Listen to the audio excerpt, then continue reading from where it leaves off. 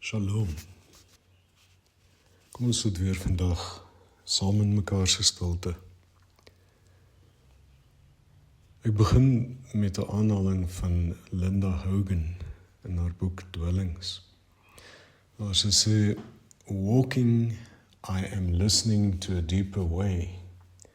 Suddenly, all my ancestors are behind me. Be still, they say. Watch and listen." En dan, baie belangrik, "You are the result of the love of thousands." Terwyl ek stap in 'n dieper manier, op 'n dieper pad, sê Linda Hogan, skielik ervaar sy dat haar voorsate almal agter haar is. Maar hulle sê vir haar, "Wees stil, kyk en luister." Baie belangrik. Jy is die resultaat van die liefde van duisende. Jy is die gevolg van die liefde van duisende. Hoe sal dit wees as ons op hierdie manier die dag ingaan? Die resultaat van die liefde van duisende. Kom ons sit eers en ons raak net bewus van ons omgewing, alles rondom jou. Die stoel waarop jy sit, voel weer dat daardie stoel duik op 'n besondere manier in om jou liggaam te huisves. Alle geluide in jou omgewing raak teksture van 'n tapisserie van rykheid. Die omgewing waarin jy sit. 'n Rykheid. En jy, ingeweef daarin, deel daarvan. Raak ook weer bewus van om fisies hier te wees, jou skoene op die grond, gegrondves, gewortel. Raak dalk bewus van jou asemhaling, die ritme daarvan. As jy diep asemhaal, voel hoe jy oopmaak vir lewe. En as jy uitasem, hoe jy lig word, hoe jy oorgee, weggee. Al lekker diep asem. Hou die asem effens daar in jou kern en asem dan uit. Voel die ligtheid daarvan, die laat gaan.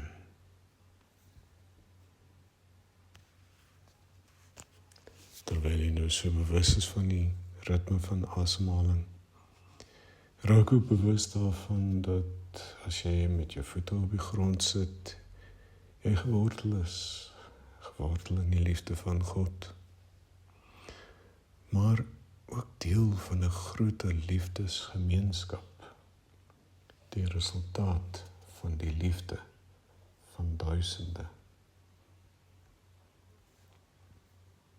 Alweer lekker diep asem. Laat die inasem jou deelname aan lewe, aan liefde wees. Voel die warmte daarvan in jou bors. Laat die uitasem, die laat gaan wees van alles wat in die pad van liefde staan. Dalk word ons vandag herinner aan 1 Johannes 4 vers 19. Ons het lief, omdat God ons eerste lief gehad het. Ons het lief, omdat God ons eerste lief gehad het.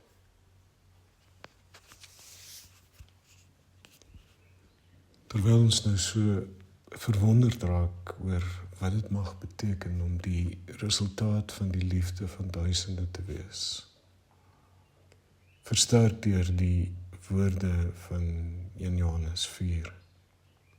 Ons het lief, omdat God ons eers lief gehad het. Wonder dan dalk wat lewe as resultaat van die liefde mag beteken. Kom ons sit vir 'n wyle so in mekaar se stilte, in verwondering, in diepe rustigheid, en kom tot rus.